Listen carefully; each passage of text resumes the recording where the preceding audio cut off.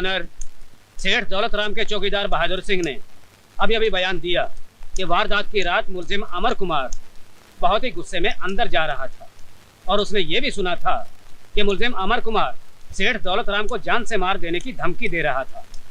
जिस छुरे से उनका खून हुआ, मुलजिम अमर कुमार की उंगलियों के निशान इस बात को साबित करते हैं कि सेठ दौलत राम का खून मुलजिम अमर कुमार ने ही किया।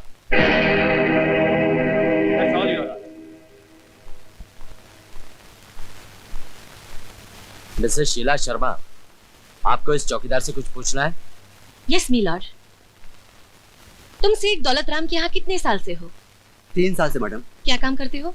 चौकीदारी। सेठ जी का खून कहाँ हुआ था? उनके कमरे में। उनका कमरा गेट से कितनी दूरी पर है? सामने एक बड़ा गार्डन है, फासला 100 गज का होगा। अच्छा, जब अमर वहाँ आया था तो तुम क्या गेट पर थे? जी हाँ। और तुमने अमर को अंदर जाने दिया? जी नहीं, मैंने उन्हें रोकने की कोशिश की। वो बहुत गुस्से में थे, मुझे जोर से धक्का दिया और मैं जाके गेट से टकराया। उसके बाद मैं बेहोश हो गया और मुझे पता नहीं उसके बाद क्या हुआ। फिर तुम्हें पता कब लगा कि सेठ जी का खून हो गया है? जब मैं होश में आया तो वहाँ पुलिस मौजूद थी। यानी जब सेठ जी का खून हुआ तुम बेहोश थे? जी। दैट्स ऑल, तुम जा सकते हो। धन्यवाद। योर ऑनर, ये पॉइंट नोट किया जाए। अब मैं सब इंस्पेक्टर रविंद्र कपूर से कुछ पूछना चाहूंगी। Yes, granted.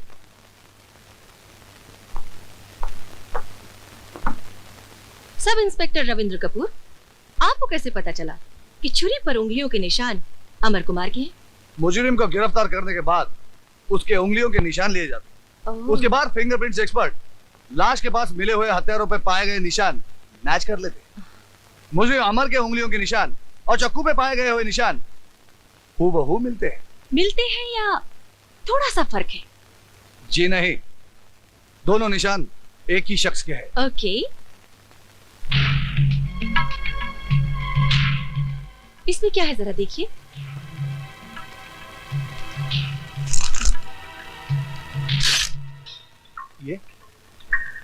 ये तो छुरा है। अब इस छुरे पर आपकी उंगलियों के निशान पड़ गए हैं। जी। अगर मैं इस छुरे से किसी का खून करूं तो क्या मेरी उंगलियों के निशान इस छुरे पर आ सकते हैं? जी।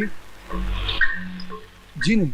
यानी कि खून मैंने किया है मगर पकड़े जाएंगे आप, क्योंकि इस छुरे पर उंगलियों के निशान आपके हैं। सब इंस्पेक्टर रविंद्र कपूर, क्या ऐसा हो सकता है? जी जी, हो तो सकता है। Thank you, you may go. Your honour, हर खून के पीछे कोई ना कोई मकसद जरूर होता है, लेकिन अमर कुमार के लिए ये खून करने का कोई मकसद नहीं था। इसमें कोई शक नहीं कि अमर कुमार वहां गया था, गुस्से में था, हाथ में छुरा था। और ये भी सच है कि अमर ने सेठ जी को धमकाया कि आइंदा वो उसके भाई का अपमान ना करे। सरकारी वकील साहब भी ये मानते हैं कि अमर ने सेठ जी को धमकाया। अगर खून करना ही था तो अमर धमकाता ही क्यों? और इसके अलावा सरकारी वकील साहब ने ऐसा एक भी गवाह पेश नहीं किया जिसने अमर कुमार को खून करते देखा हो। इन तमाम बातों से ये साफ जाहिर होता है मिलॉर्ड कि अमर कुमार बेगुनाह है।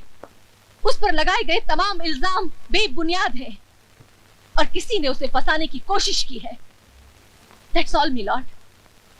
योर ऑनर, वकील सफाई का कहना है कि मैंने अभी तक कोई ऐसा गवाह पेश नहीं किया जिसने अमर को खून करते हुए देखा हो, लेकिन एक गवाह मौजूद है योर ऑनर, वो है मोंटी भल्ला।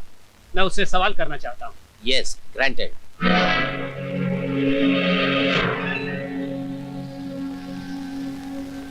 तुम्हारा नाम? मोंटी भल्ला। उस दिन जब अमर कुमार सेठ दौलत राम के घर गया था, जी, तुम कहाँ थे?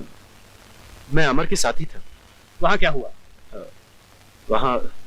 वहाँ अमर ने सेठ जी से कहा कि सेठ जी की बेटी प्रिया उसे प्यार करती है और उससे शादी करना चाहती है। फिर सेठ जी तो शादी के लिए राजी हो गए, लेकिन अमर प्रिया से शादी करने के लिए 20 लाख रुपए मांगने लगा। इसीलिए तो अमर ने प्रिया को अपने प्रेम जाल में फंसाया था। फिर सेठ जी ने साफ इनकार कर दिया। अमर को गुस्सा आ गया, उसने अपने हाथ में वो छुरा उठा लिया और सेठ जी को धमकाने लगा कि अगर उससे पैसे नहीं मिले तो वो सेठ जी का खून कर देगा। नहीं योर ऑनर, ये सब झूठ है। हाँ। ये झूठ बोल रहा है, ये झूठा है। Order order. उसके बाद क्या हुआ? उसके बाद सेठ जी और अमर के बीच में तू मैं शुरू। अमर गुस्से में पागलों की तरह चिल्लाने लगा और मैंने उसे मना करने की कोशिश की और मेरे मना करते करते अमर ने सेठ जी के पेट पे छुआ। झूठ बोल रहा तू। ये पिछले है योर ऑनर, ये पिछले है। Order order. कौन की हरामजादे में तेरा खून पी जाऊंगा। I'll kill you bastard! I'll kill you! Court is adjourned.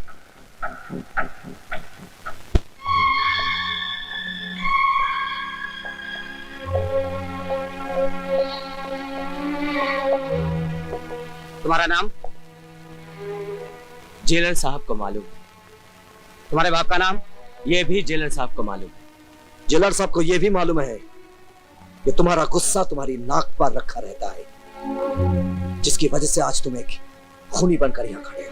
मैंने कोई खून नहीं किया जेलर साहब। मैं तो उससे सिर्फ यही पूछने गया था कि तुमने मेरे भाई का अपमान क्यों किया। हाँ, तुम्हें मेरी मान अपमान की बड़ी चिंता है ना। इतने सालों में बनाई हुई इज्जत एक मिनट में मिटा दी। मेरे माथे पर लिख दिया कि मैं खूनी का भाई हूं। मैं सच कहता हूं भैया, मैंने कोई खून नहीं किया। अरे बचपन से लेकर आज तक आपने मेरी किसी बात का विश्वास नहीं किया। जब एक बड़ा भाई एक छोटे भाई पर विश्वास न करे तो ये जनता की अदालत क्या विश्वास करेगी? तुम्हारे इस लेक्चर से कुछ नहीं होने वाला। सारे गवाह, सारे सबूत तुम्हारे खिलाफ है। अब सिर्फ भगवान ही तुम्हें बचा सकता है। ले जाओ इसे।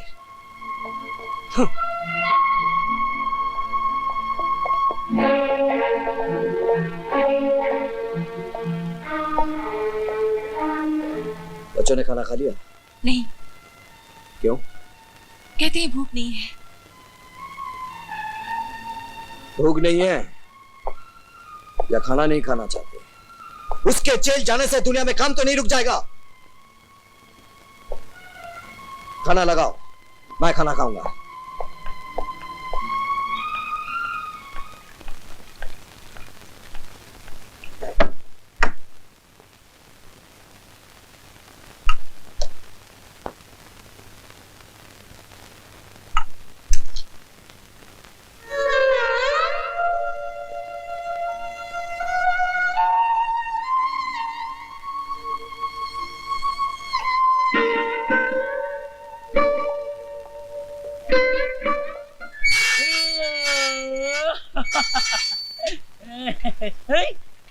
अरे मैन, मैं सपना तो नहीं देख रहा हूँ।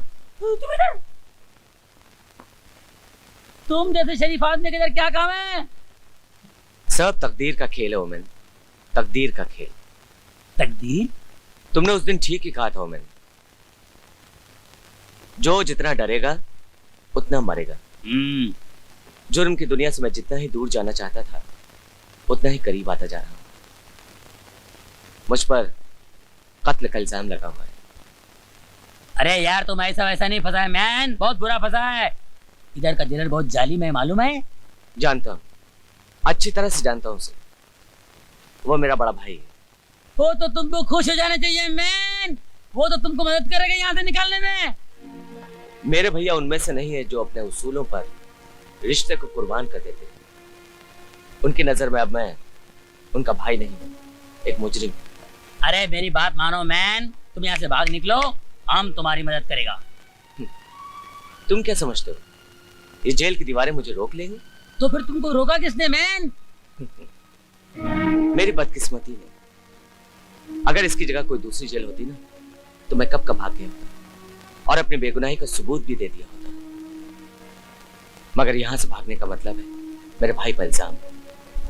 लोग कहेंगे कि उन्होंने मुझे भागने में मदद की थी और मैं अपने भाई के कैरेक्टर पर ऐसा कोई भी दाग लगाकर अपनी खुशियों की चिराग नहीं जला सकता। वाह, इस दुनिया में ऐसे भी लोग हैं।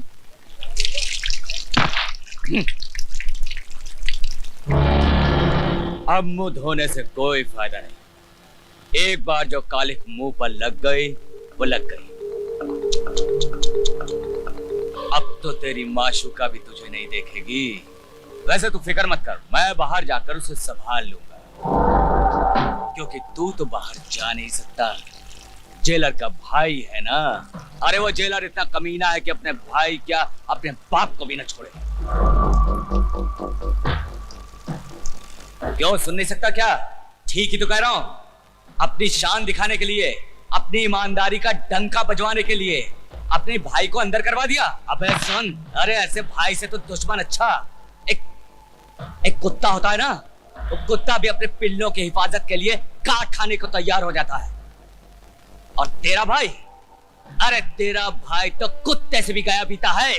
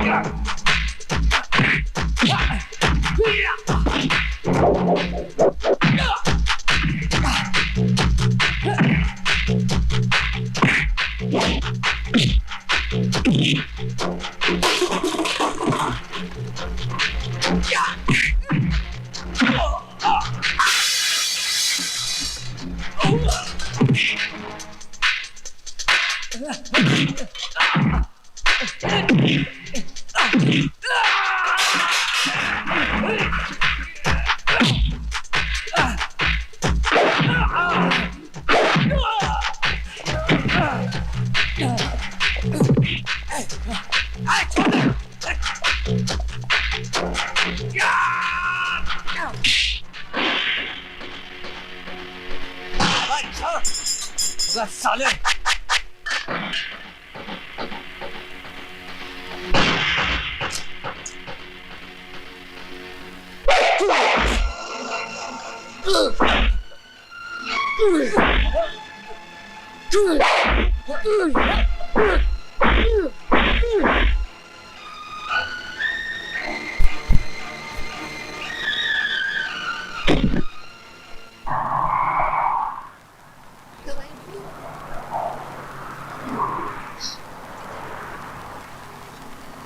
मोंटी,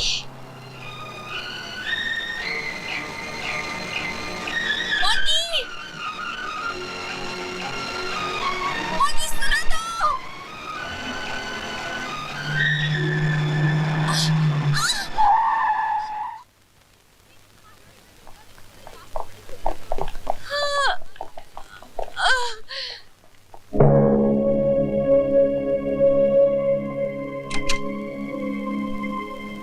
डॉक्टर साहब, ठीक है, चिंता की कोई बात नहीं है।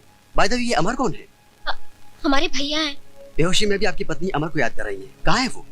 जी, देखिए उसे यहाँ बुलाइए। दवाई से ज्यादा उसका आना असर करेगा।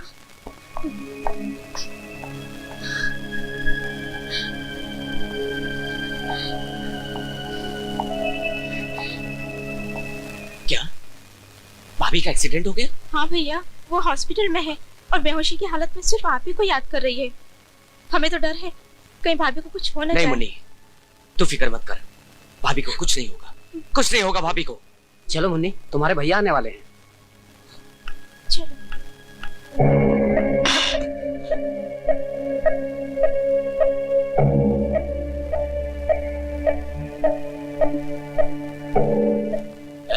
चल खाना दे।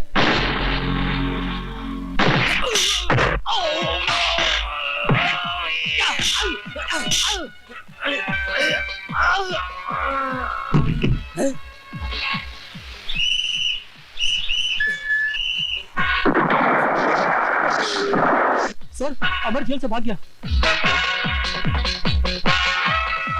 शहर के हर पुलिस स्टेशन में खबर कर दो, मैं अभी आ रहा हूँ।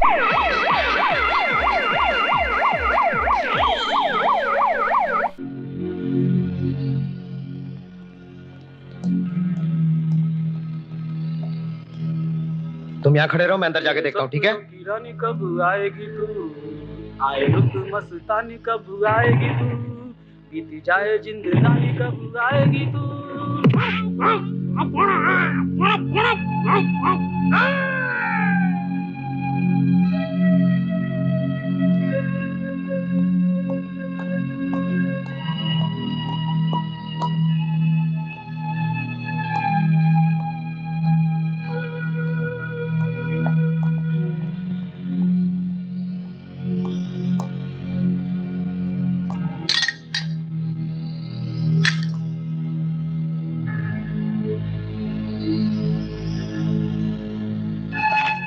भाभी,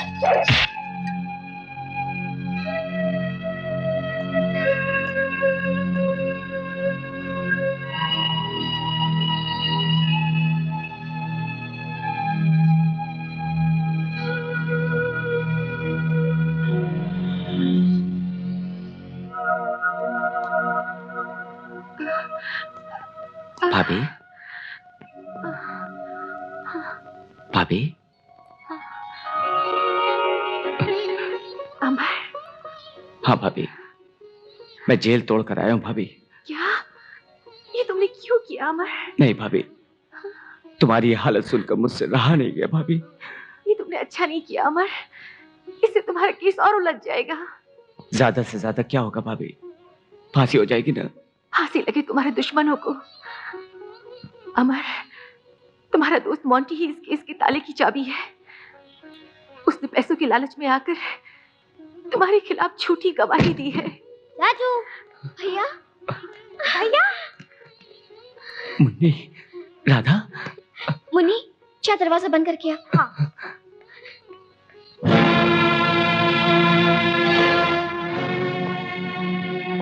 भैया, बड़े भैया आ रहे हैं। अमर, तुम भाग जाओ यहाँ से, प्लीज भाग जाओ। जाओ अमर।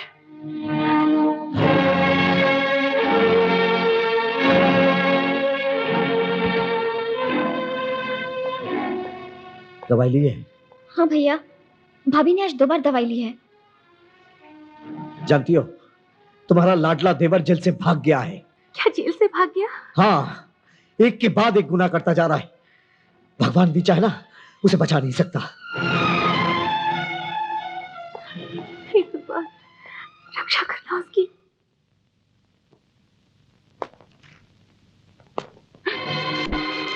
तुम यहाँ क्यों आए हो?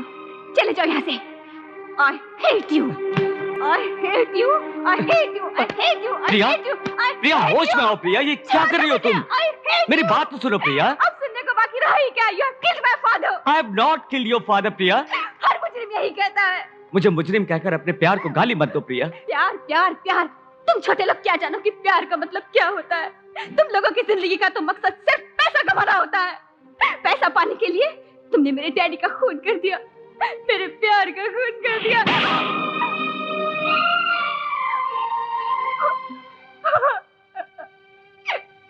I'm sorry Priya. Please try to understand। मैं खूनी नहीं हूं प्रिया। आखिर तुम तो मुझे गलत मत समझो। अरे मौत से बढ़कर क्या सजा हो सकती है मुझे? खुशी खुशी फांसी का फंदा अपने गले में लगा लूंगा, मगर मैं अपने प्यार पर बदनामी का दाग नहीं बर्दाश्त कर सकता प्रिया।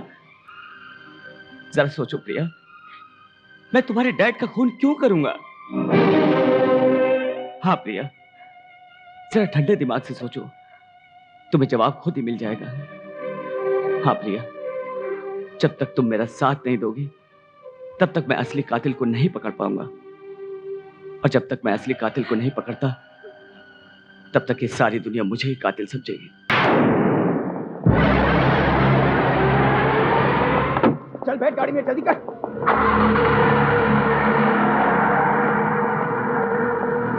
सर मैं मोंटी बोल रहा हूँ। सर आपने सुना है ना, वो अमर जेल से फरार हो गया। अब वो मुझे नहीं छोड़ेगा, वो मुझे मार डालेगा। सर आप मुझे बचा लीजिए प्लीज। कहाँ से बोल रहे हो? सर क्वालिटी रेस्टोरेंट के सामने से। डरो मत, मैं विक्की को भेज रहा हूँ।